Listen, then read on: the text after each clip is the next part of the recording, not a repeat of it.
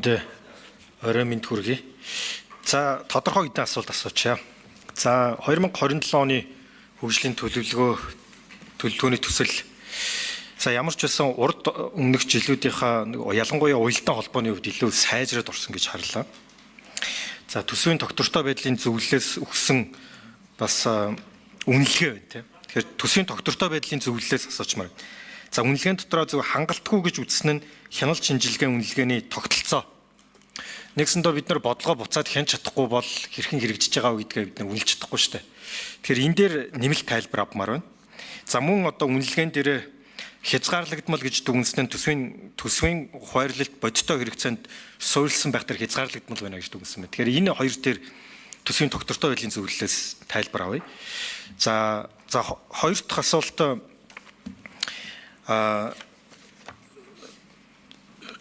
тэргүүн шадар сайдаас асууя.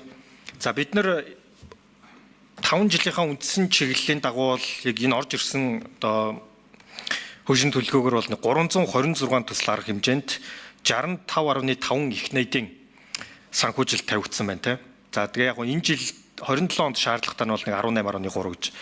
За тэгээд бодлогын чиглэлээр бид нэр 8 хувааж байгаа. За тэр дундаа хүний хөгжлийн за боловсрал эрүүл мэнд гэсэн үг шүү дээ. Аваад үзэхээр нийт санхүүжилтийнхаа нэг ер нь бол 5 жилийнхаар аваад үзэх юм бол 6% байна.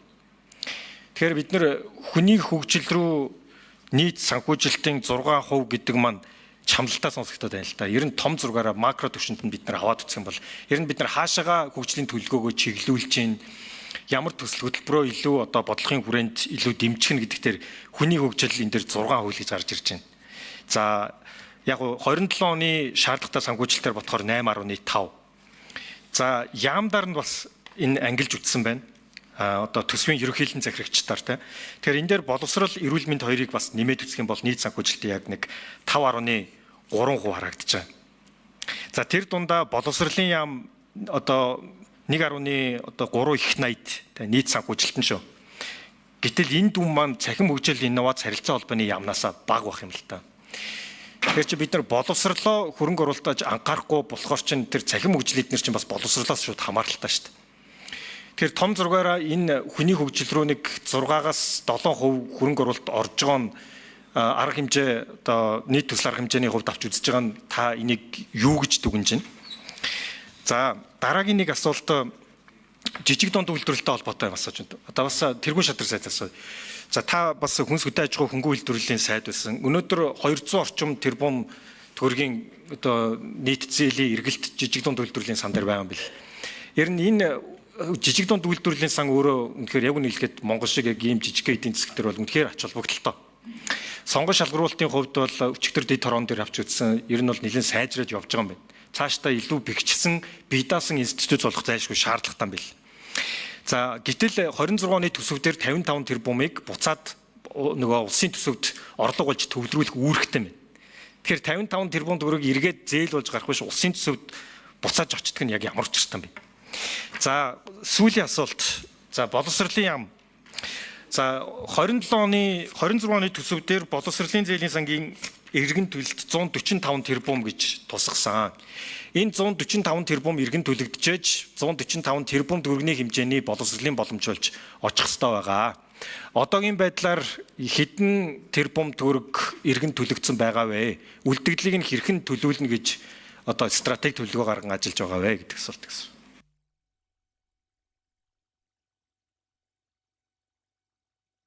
За ажлын хэсгийн 5 номер.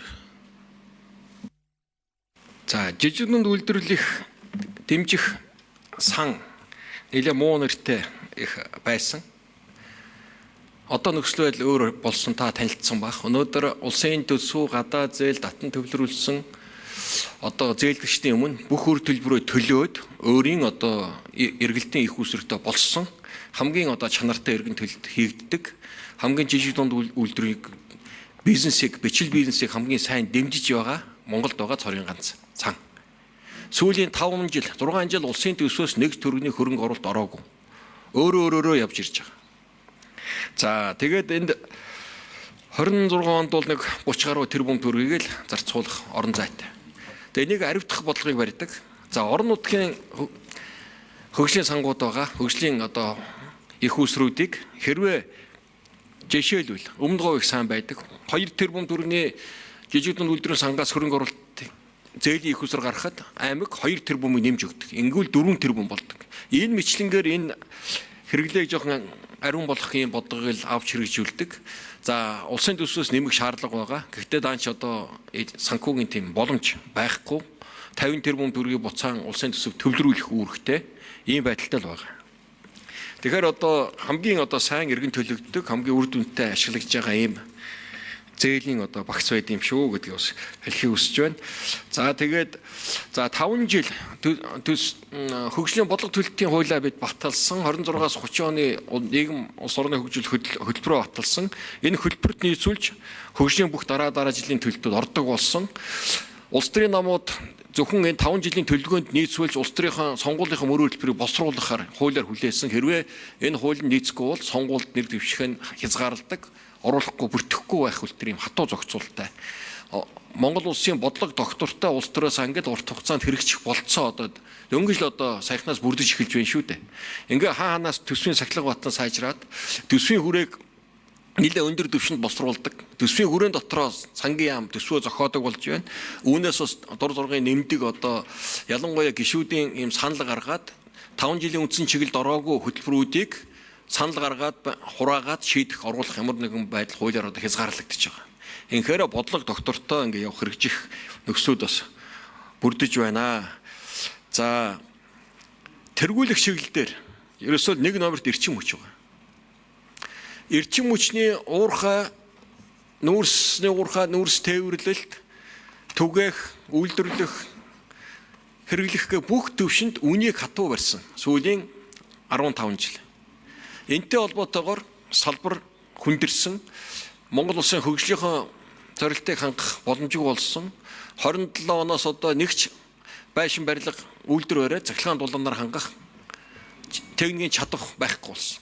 Ийм тэргүүн ээлжинд эрчим хүчний салбарыг либералчлах, үн тарифын зохицуултыг хийх, хөрөнгө оруулалтыг нэмэгдүүлэх нь онцгой чухал байгаа. За мөн хөдөө аж ахуй хөнгөн үйлдвэрлэл аялал жуулчлалгээд салбарыг дэмжих бидэрт 4-5 жилийн цонх үе байна. Уул уурхай идэвхжлийн үе. Энэ үеийг ашиглаад энэ салбартаа төлхөө хөрөнгө оруулалт, бодлогын бөгөөд дэмжлэг арга хэмжээг зайлшгүй хийх юм шаардлага байгаа. За нөгөө талаар нэг заавал анхаарах юм бол урсгал зардлыг ингэж нэмэх асуудлыг хязгаарлахгүй бол Монгол улсын төсөв үндсэндээ дээд потенциал үндсэндээ шавхаад дуусч байна. Хөгжлийн хөтөлбөрөөр хэрэгжүүлэх, хөрөнгө оруулах хийх чадвараа дуусч байгаа.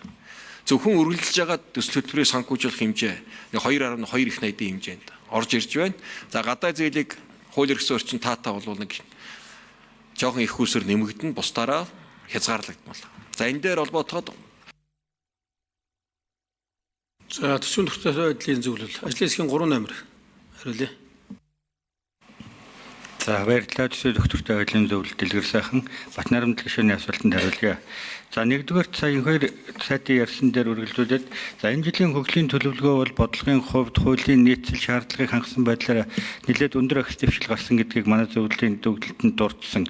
За эхний асуулт болох төсвийн хуваарлалт нь бодит хэрэгцээнд суурилсан байхын зарчмыг явах төр хязгаарлагдмал гэдэг дээр бол эдийн засгийн хөгжмөлийн яамтай яг ижилхэн зарчим яриад байгаа.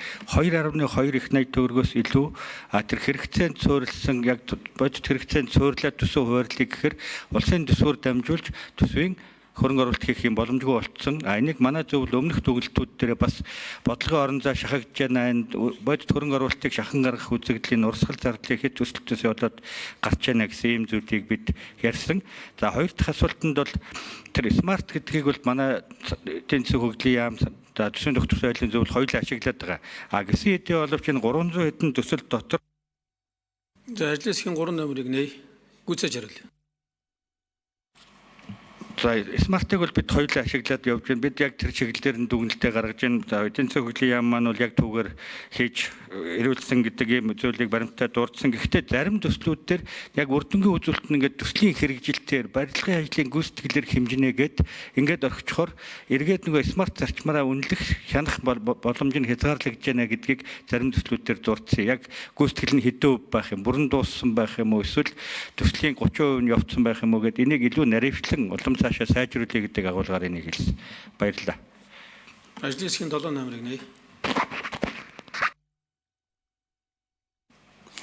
За Батнам гишүүний асуултанд хариулъя. Боловсролын яамны төрийн нэрийн бичгийн дарганы мочор. За энэ жил бол боловсролын зээлийн сангийн батлагдсан төсөв 157 тэрбум.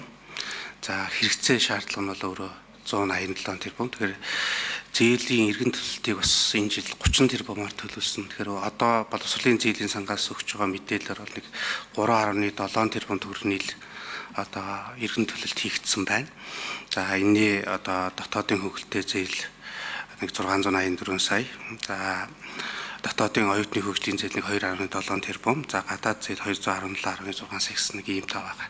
За энэ зээлийн эргэн төлөлтийг сайжруулахын тулд та бүхэн мэдж байгаа боловсролын сайд Монгол Улсын ерхий прокурортоос хамтарч энэ зээлийн эргэн төлөлтийг сайжруулах чиглэлээр бас уулзалт хэлцээрүүдийг эхлүүлсэн. Тэгэхээр энэтэй холбоотой зээлийн эргэн төлөлтөөр бас тодорхой сайжруулалт гарна гэж одоо тооцож байгаа. За дээрэс нь ер нь бол та бүхэн мэдж байгаа боловсролын зээлийн сан одоогийн байдлаар бол За ажлын засгийн 7 номерыг нэг гүйцээж хариул.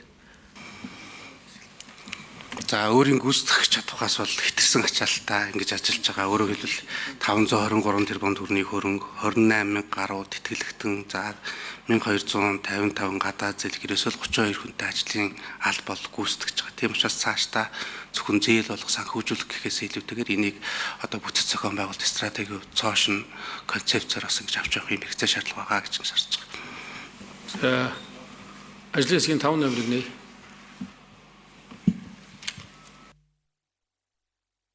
Хүний хөгжлийн бодлого засгийн газрын тэргүүлэх чиглэл байгаа.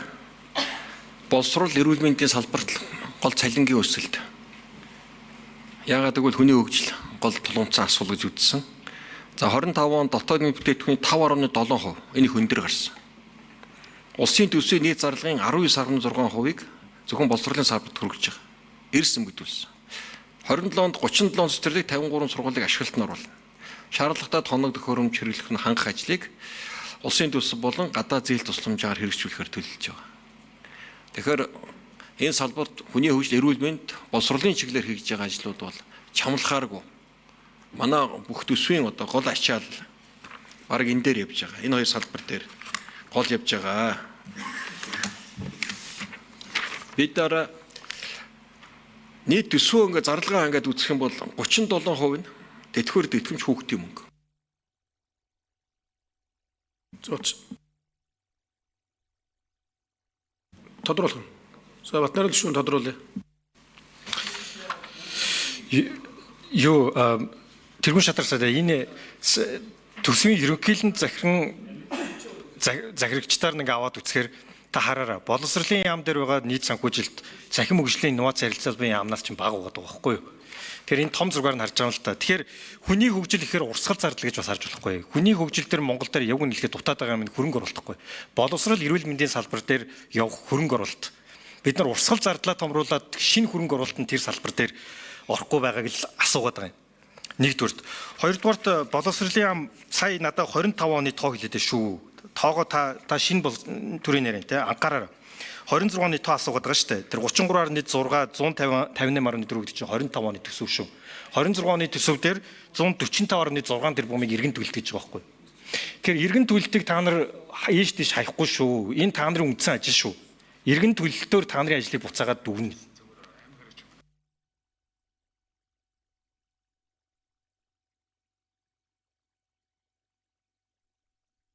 За ажлын засгийн 5 номер хариулъя.